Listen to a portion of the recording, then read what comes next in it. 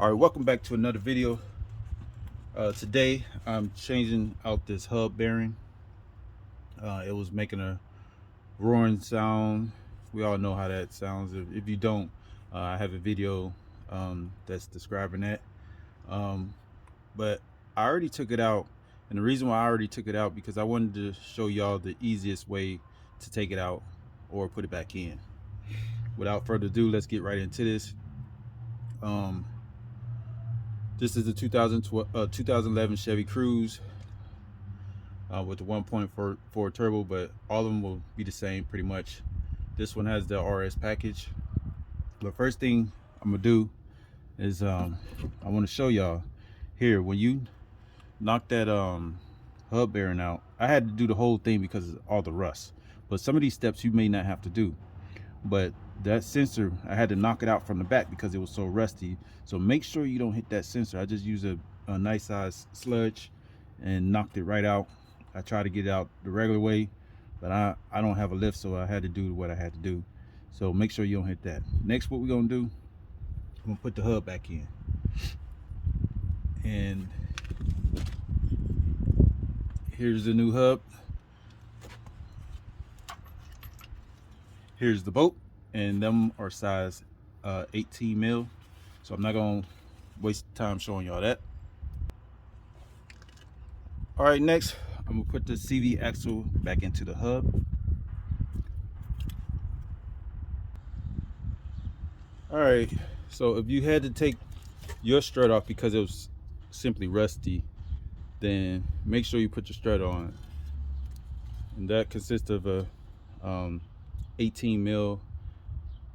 And I did make a mistake and didn't take off this sway bar link, and I tell you what, it's going to give you quite a bit of hell because it was attached and I had to try to line it up. So don't make the mistake I made. And plus, don't forget to put the back plate on. I had to take this back off, put the back plate on. Next, what I'm gonna do, I'm gonna tighten these bolts all the way up that's on the back of the hub bearing. All right, next I'm gonna put on this sway bar, this tie rod in onto the knuckle, and that consists of a 18 mil as well. So this is a little trick I use if you have a hard time getting your ball joint tied back down, well, your tie rod in tight. This is what I usually do if I have a hard time and it keeps spinning. I just put a jack underneath and bring it up tight, and then it just make it easier to tighten it down, because usually when you do that it'll just continue to spin. So put some pressure underneath there, and if you have two jacks, this works perfectly. All right, I'm gonna put on the rotor now. This one had a screw in it right here, so you just basically line it up with that screw.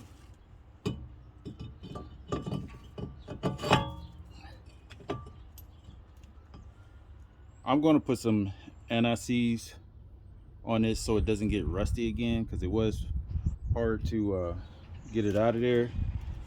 And excuse me, wrong screw. This one here pretty much is a Trax 30, so I'm gonna put that in. Now, my personal opinion, I really don't think you need that screw. I don't know why. I guess just to hold the rotor in, but you really don't have to have that. I just put it in because it's a customer car. So put that screw in. Next, we're gonna just put on the brake bracket that holds everything in place.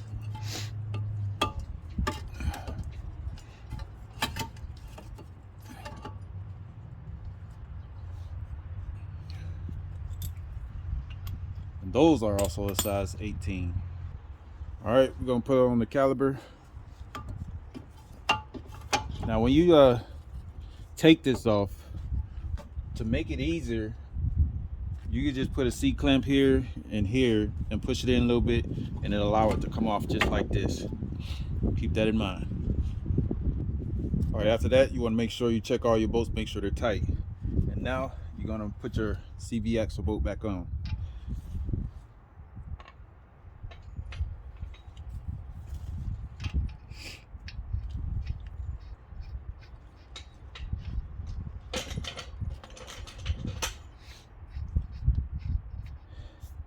This bolt here is 1.25 inches. So you have one of these, it fits and it'll take it off. Right now I'm gonna just do it hand tight, and when I put the tire back on, well, before I put the tire back on, I'm gonna torque it down.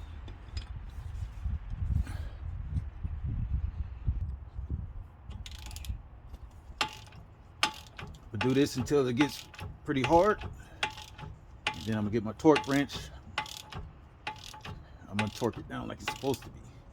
You don't want to over tighten this, because if you do, you may risk of